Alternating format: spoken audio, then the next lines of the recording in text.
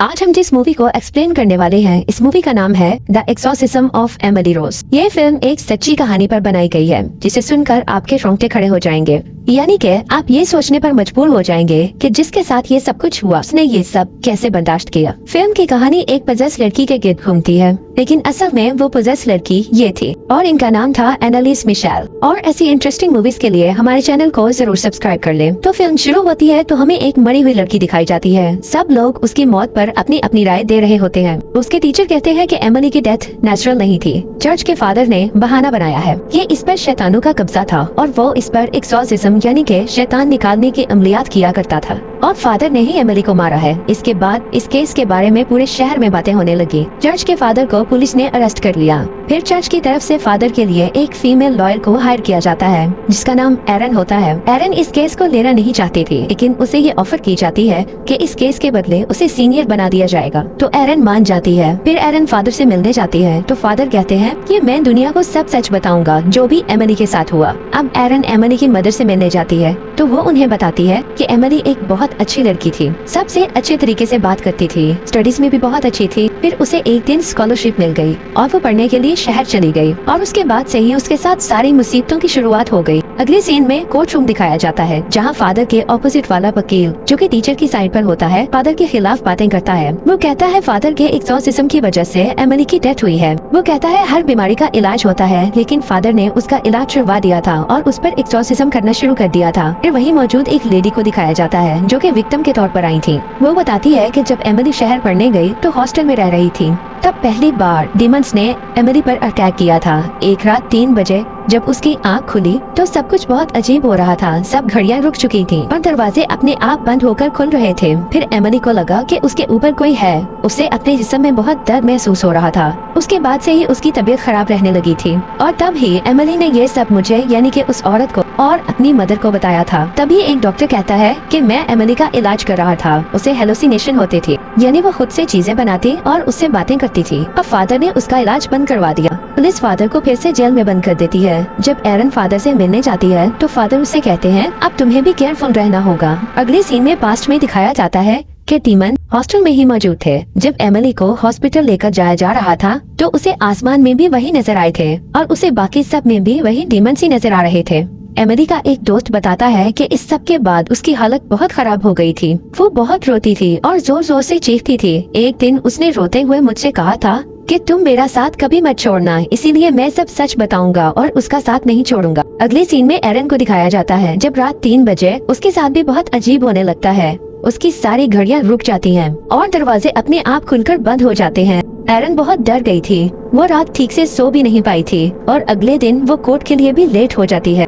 तभी दूसरा वकील एक और डॉक्टर को ले आता है और वो डॉक्टर भी यही कहता है कि एमिली ज़हनी तौर पर बीमार थी और खुद से ही चीजें बनाकर बातें करती रहती थी। अब एमिली के फादर और उसका दोस्त भी गवाही देते हैं। वो कहते हैं कि अगर एमिली के साथ कोई दिमागी मसला था भी तो मेडिसिन्स तो वो खा रही थी, तो उसे कोई फर्क क्यों नहीं पड़ रहा था। वो तो दिन ब दिन और बीमार और कमजोर होती जा रही थी। उस पर वाकई किसी शैतान का कब्जा था। उसने खाना पीना बिल्कुल छोड़ दिया था और बहुत ज्यादा डरने लगी थी। एमिली का दोस्त बताता है कि एक रात मेरी आंख खुली तो एमिली जमीन पर लेटी बहुत अजीब तरीके से मुझे देख रही थी। उसकी आंखें भी काली हो गई थी। उसके बाद हमें पास्ट का सीन दिखाया जाता है। जब एमिली जिंदा थी, उसकी बहन उसे देखने के लिए बाहर जाती है तो वो देखती है कि एमिली किचन में बैठी कॉकरोच खा रही थी।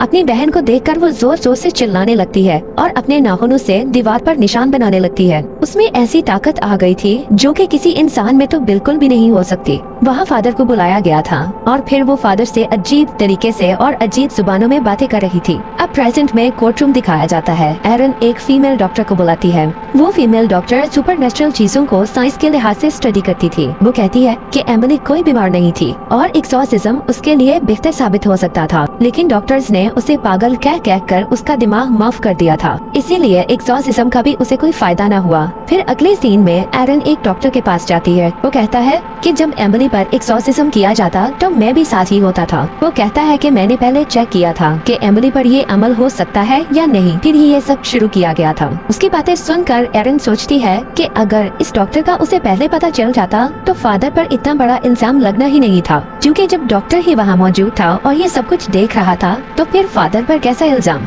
अब एरन काफी गुस्से में फादर के पास जाती है और उनसे पूछती है कि डॉक्टर की मौजूदगी को राज क्यों रखा गया। तो फादर कहते हैं कि मुझे डॉक्टर ने ही मना किया था, उसका कहना था कि मेरा नाम इस केस में मत आए। लेकिन अब फादर पर इल्जाम लगने पर वो डॉक्टर खुद ही सामने आ गया था। वो डॉक्टर ये भी बताता है कि एमिली के जिस्म पर 6 डीमंस का कब्जा था और जब भी हम एक्सॉर्सिज्म किया करते तो उसकी आवाजों को रिकॉर्ड कर लिया करते थे।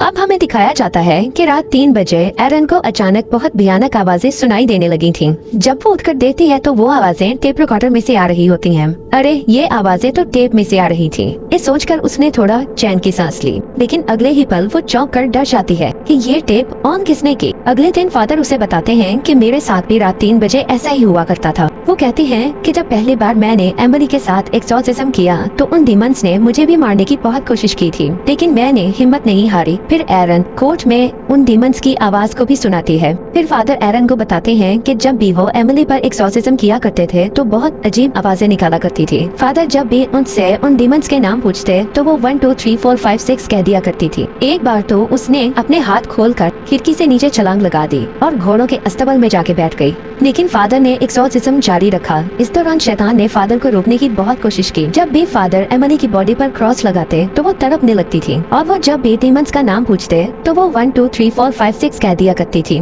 और फिर वो चिल्लाती है और उन डीमंस के नाम भी बता देती है जो अलग अलग जुबानें बोलते थे, जैसे कि अरेबिक, लातिन, जर्मन और इसके अलावा और भी जुबानें। और फिर वो कई घंटों तक चीखती रही। ये सब बातें सुनकर फादर के ऑपोजिट साइड वाला वकील कहता है कि हर इंसान 2 आवाजों में बात कर सकता है, इसमें क्या बड़ी बात है। और हो सकता है कि ये जुबानें उसने कहीं पढ़ी हो, लेकिन वो डॉक्टर जिन्होंने फादर के हक में गवाही देनी थी वो कोर्ट आते ही नहीं है। जब एरन उनसे न आने की वजह पूछने जाती है तो वो कहते हैं कि मैं इस केस में शामिल नहीं हो सकता, कोई चीज है जो मुझे डरा रही है। फिर उन्हें एरन के पीछे कोई चीज नजर आती है। वो काफी डर जाते हैं, उनका एक्सीडेंट हो जाता है और वो वही दम तोड़ देते हैं। यहाँ एरन काफी दुखी हो चुकी थी क्योंकि उसे अपना केस जीतने के लिए अब कोई उम्मीद नजर नहीं आ रही थी। आगे दिखाया जाता है कि फादर पूरे शहर में बदनाम हो चुके हैं, अखबारात उनके खिलाफ न्यूज से भरे पड़े हैं। अब फादर एरन को एक लेटर देते हैं जो एमिली ने लिखा था। वो लिखती है कि जब पहली बार उसका एक्सॉर्सिज्म किया गया तो उसके कुछ घंटे बाद जब उसे होश आया तो उसे कुछ आवाजें सुनाई दी गयी। वो उन आवाजों का पीछा करती है तो उसे अपनी ही जैसी एक और लड़की नजर आती है।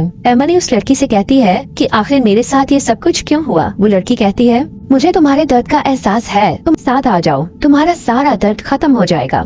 लेकिन अगर तुम यहाँ रही तो ये शैतान तुम्हें बहुत सताएंगे। लेकिन एमिली वहीं रुककर शैतानों से लड़ने का फैसला करती है, यहाँ तक कि उसकी डेथ हो जाती है। फादर कहते हैं कि एमिली ने दुनिया को दिखाने के लिए अपनी जान कुर्बान कर दी और इतनी तकलीफ बर्दाश्त की।